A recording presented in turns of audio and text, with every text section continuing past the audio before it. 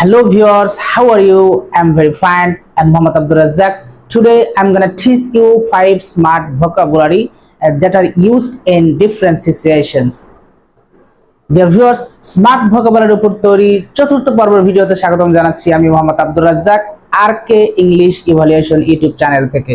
Deer viewers, আমি বরাবরই বলে থাকি যে স্মার্ট ইংলিশ বলতে গেলে স্মার্ট ভোকাবুলারি দরকার। স্মার্ট ভোকাবুলারি হচ্ছে সেই ধরনের ভোকাবুলারি যেগুলোর দ্বারা আপনি অল্প কথায় বেশি ভাব প্রকাশ করতে পারবেন এবং আপনার স্পোকেন ইংলিশটা আরো একটু ডেভেলপ করতে পারবেন। ডিয়ার ভিউয়ার্স, আমরা জানি ভোকাবুলারি হচ্ছে কোন একটি ভাষার প্রাণ। আপনি যদি সেই ভাষার শব্দ সমষ্টি না জানেন তাহলে আপনি সেই ভাষাতে কথা বলতে পারবেন না। যেহেতু আমরা ইংরেজিতে কথা বলতে চাই এবং আমরা স্পোকেন ইংলিশটাকে ডেভেলপ করতে চাই, তাহলে first of all we have to learn huge vocabulary and we have to practice by using this vocabulary. So, dear viewers, let's get started.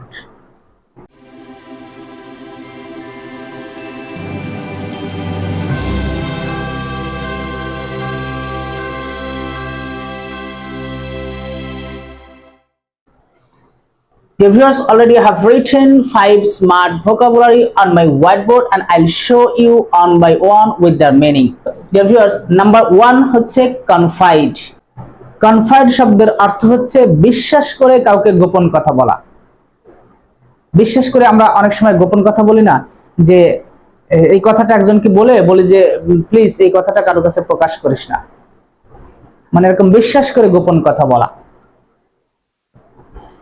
বিভিন্ন এলাকায় এরকম লোক আছে, আপনি বিশ্বাস করে গোপন একটা কথা বলবেন, মুহূর্তের মধ্যেই একদম ছড়ায় দিবে।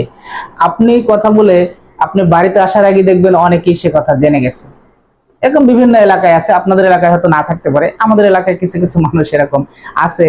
কনফাইড শব্দের অর্থ হচ্ছে বিশ্বাস করে কাউকে গোপন কথা বলা।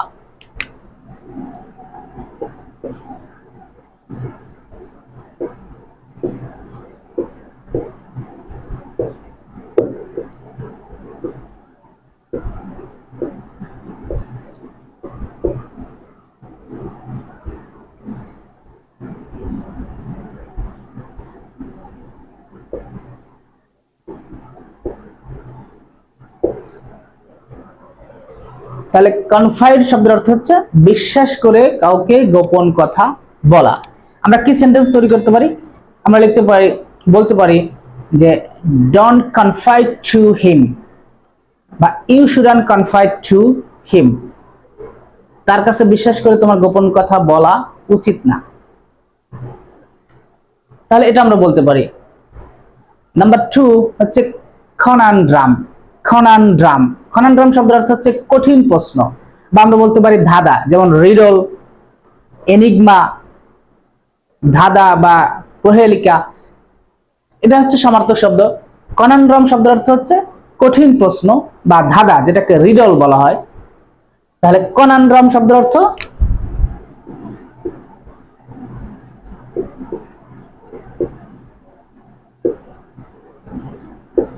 কঠিন প্রশ্ন, বা আমরা বলতে পারি ধাঁধা। কনানড্রাম। কেউ আপনাকে প্রশ্ন জিজ্ঞাসা করলে আপনি প্রথমে স্মার্টলি কথাটা বলতে পারেন, it's a conundrum for me, it's a conundrum for me. এটা আমার জন্য কঠিন প্রশ্ন। দেন আপনি আপনার উত্তর স্টার্ট করতে পারেন, it's a conundrum for me. Number 3 হচ্ছে কনভালেস। কনভালেস শব্দের অর্থ হচ্ছে রোগ মুক্তির পরে ক্রমে ক্রমে স্বাস্থ্য ফিরে পাওয়া। মানুষ যখন রোগাক্রান্ত হয়, দীর্ঘদিন কোনো রোগে থাকার কারণে স্বাস্থ্য নষ্ট হয়ে যায় এবং সে অনেকটা ভগ্ন স্বাস্থ্যের অধিকারী হয়ে যায়, এবং সেই স্বাস্থ্য থেকে যখন রোগ মুক্তির পরে আস্তে আস্তে সেই স্বাস্থ্য ফিরে পায়, সেই অবস্থাটাকে বলা হয় কনভালেস। তাহলে কনভালেস শব্দের অর্থ হচ্ছে রোগ মুক্তির পরে ক্রমে ক্রমে স্বাস্থ্য ফিরে পাওয়া। মানে যে স্বাস্থ্য নষ্ট হয়ে গিয়েছিল, মানে স্বাস্থ্য একেবারে খারাপ অবস্থা হয়ে গিয়েছিল, সেই অবস্থা থেকে ক্রমে ক্রমে স্বাস্থ্য ফিরে পাওয়া। তাহলে কনভালেস শব্দের অর্থ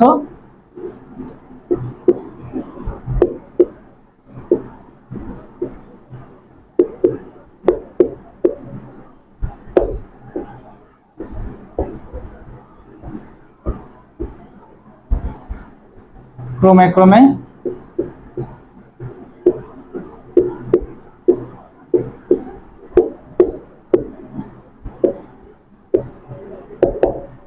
স্বাস্থ্য ফিরে পাওয়া। তাহলে কনভালেস শব্দের অর্থ হচ্ছে রোগ মুক্তির পর ক্রমে ক্রমে স্বাস্থ্য ফিরে পাওয়া। আমরা বলতে পারি he is convalescing day by day, সে দিনে দিনে তার স্বাস্থ্য ফিরে পাচ্ছে।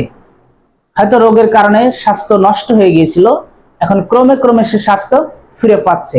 He is convalescing day by day, দিনে দিনে সে স্বাস্থ্য ফিরে পাচ্ছে। তাহলে নাম্বার 4 হচ্ছে ক্রুক। ক্রুক ক্রুক শব্দের অর্থ হচ্ছে পেশাদার অপরাধী। কিছু অপরাধী আছে মানে পেশাদার অপরাধী, অপরাধ করাই যেন তার পেশা, উনি একের পর এক অপরাধ করেই চলেন। বিভিন্ন শাস্তি বা বিভিন্ন ধরনের অপমান অপদস্থ করার পরেও তিনি সেই অপরাধ করেই চলেন। অপরাধী যেন তার একটা পেশা। এ ধরনের অনেক মানুষ আছে সমাজে যারা অপরাধ করে বেড়ায়, সবসময় অপরাধী তাদের পেশা।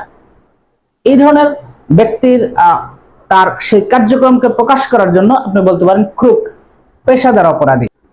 অর্থাৎ এই ধরনের ব্যক্তিকে সংজ্ঞায়িত করতে আপনি এই স্মার্ট ভোকাবুলারি ইউজ করতে পারেন। ক্রুক শব্দের অর্থ হচ্ছে পেশাদার অপরাধী।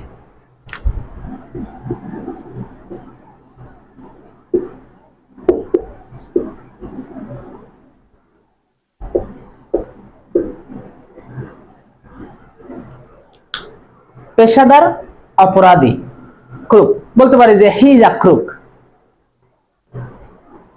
যে কোনো একজনের নাম বলে বললেন যে is a dash is a crook, তিনি একজন পেশাদার অপরাধী। এরকম সমাজে বহুত আছে যারা পেশাদার অপরাধী। নাম্বার 5 হচ্ছে ক্রেশ। ক্রেশ ক্রেশ শব্দের অর্থ হচ্ছে কর্মজীবী মহিলাদের সন্তান পালনকারী প্রতিষ্ঠান। অর্থাৎ যে প্রতিষ্ঠানে কর্মজীবী মহিলারা তাদের সন্তানকে রেখে আসতে পারেন, যেখানে লালন পালনের ব্যবস্থা আছে, সেই ধরনের প্রতিষ্ঠানকে ক্রেশ বলা হয়। এটা রিসেন্টলি একটি ওয়ার্ড ব্যবহৃত হয়, ডে কেয়ার। ডে কেয়ার, যেখানে কর্মচারী মহিলা কর্মচারীগণ তাদের সন্তানকে রেখে আসতে পারেন এবং সেখানে তাদের লালন পালনের একটা ব্যবস্থা আছে এবং মান্থলি ফি দিতে হয়, সেটা হচ্ছে ক্রেশ। ক্রেশ হচ্ছে কর্মজীবী মহিলাদের সন্তান পালনকারী প্রতিষ্ঠান। তাহলে ইটস আ স্মার্ট ওয়ার্ড। আমরা ডে কেয়ার তো সবাই জানি, কিন্তু ক্রেশ শব্দের অর্থ হয়তো বা অনেকেই জানি না। তাহলে এই দুটি শব্দ যদি আপনার জানা থাকে, ডে কেয়ার না মনে আসলে আপনি ক্রেশ কথাটা দিয়ে চালিয়ে যেতে পারেন। ক্রেশ শব্দের অর্থ কর্মজীবী মহিলাদের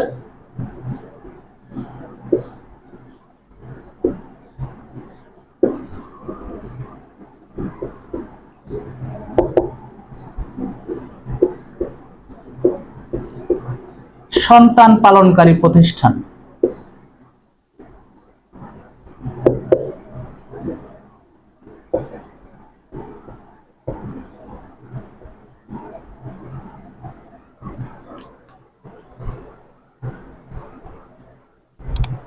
বলতে পারেন যে she keeps her child in the creche. She keeps her child in the creche. তিনি সন্তান পালনকারী প্রতিষ্ঠানে তার সন্তানকে রাখেন। কখন রাখেন? অফিস চলাকালীন সময়ে তিনি তার সন্তানকে সেই প্রতিষ্ঠানে রাখেন যেখানে সন্তান পালনের সুব্যবস্থা আছে। এই ধরনের প্রতিষ্ঠানকে বলে ক্রেশ। তো ডিয়ার ভিউয়ার্স, আমি প্রথম থেকে আবার একটু স্মরণ করে দেই। কনফাইড শব্দের অর্থ হচ্ছে বিশ্বাস করে কাউকে গোপন কথা বলা। নাম্বার 2 হচ্ছে কনান্ড্রাম। কনান্ড্রাম হচ্ছে কঠিন প্রশ্ন বা ধাঁধা। প্রহেলিকা, যেটা রিডল, এবং এনিগমা হচ্ছে সমার্থক শব্দ। কনভালেস হচ্ছে রোগ মুক্তির পরে ধীরে ধীরে স্বাস্থ্য ফিরে পাওয়া। নাম্বার 4 হচ্ছে ক্রুক, পেশাদার অপরাধী। সমাজে বিভিন্ন শ্রেণীর মানুষ থাকে, তার ভিতর পেশাদার অপরাধী এক ধরনের মানুষ বিভিন্ন এলাকায় পাওয়া যায়। নাম্বার 5 হচ্ছে ক্রেশ। ক্রেশ শব্দের অর্থ হচ্ছে কর্মজীবী মহিলাদের সন্তান পালনকারী প্রতিষ্ঠান, যেটা ডে কেয়ার এর সমার্থক শব্দ crash. So dear viewers, I have shown you 5 smart vocabulary that are very much common in different situations. You can use this smart vocabulary while speaking. So dear viewers, আজকের এই ভিডিওটি যদি ভালো লেগে থাকে তাহলে ভিডিওটি একটি লাইক দিবেন এবং ভিডিওটি আপনার বন্ধুদের মাঝে শেয়ার করে ছড়িয়ে দিবেন যেন তারাও এই ভিডিওটি দেখার সুযোগ পায়। ডিয়ার ভিউয়ার্স, যারা এখন পর্যন্ত আমার চ্যানেল সাবস্ক্রাইব করেননি প্লিজ এখনই সাবস্ক্রাইব করে ফেলুন এবং বেল বাটনটি বাজিয়ে রাখুন যেন ভিডিও আপলোড করার সাথে সাথে সবার আগে পেয়ে যান আপনি। ডিয়ার ভিউয়ার্স, আমি মাঝে মধ্যে বলে থাকি যে আমরা প্রচুর সময় নষ্ট করি বিভিন্ন সোশ্যাল মিডিয়াতে, আননেসেসারি ব্রাউজিং করে আমরা সময় নষ্ট করি। আমরা প্রতিদিন যদি 10 মিনিট অথবা 20 মিনিট অথবা 5 মিনিট সময় ইংরেজি শেখার পিছনে দেই তাহলে 2 মাস 6 মাস বা 1 বছর পরে আপনার অবস্থানটা পূর্বের অবস্থান থেকে সম্পূর্ণ ডিফারেন্স হয়ে যাবে এবং আপনি স্মার্টলি ইংলিশে কথা বলতে পারবেন, কিন্তু আপনাকে কন্টিনিউয়াসলি সেটি চালিয়ে যেতে হবে। আমরা তো প্রচুর সময় নষ্ট করি, সেই নষ্ট করার সময় থেকে আননেসেসারি বিভিন্ন সোশ্যাল মিডিয়াতে যে ব্রাউজিং করে সময় নষ্ট করি সেই সময় থেকে 5 মিনিট বা 10 মিনিট অথবা সম্ভব হলে 20 মিনিট সময় যদি আমরা ইংরেজির পিছনে দেই তাহলে এই ইংরেজি একটা ইন্টারন্যাশনাল ল্যাঙ্গুয়েজ, এই ল্যাঙ্গুয়েজের উপর একটা ভালো দক্ষতা আমরা অর্জন করতে পারবো। তো ডিয়ার ভিউয়ার্স, আপনারা কোনো কিছু জানার থাকলে কমেন্টসে লিখতে পারেন এবং আমি কোনো কিছু মিস্টেক করে থাকলে সেটা কমেন্টসে জানিয়ে দিবেন। Dear viewers, no more today with best regards to you and to your parents. I'll be back soon with another video. So stay well and keep learning. Bye bye.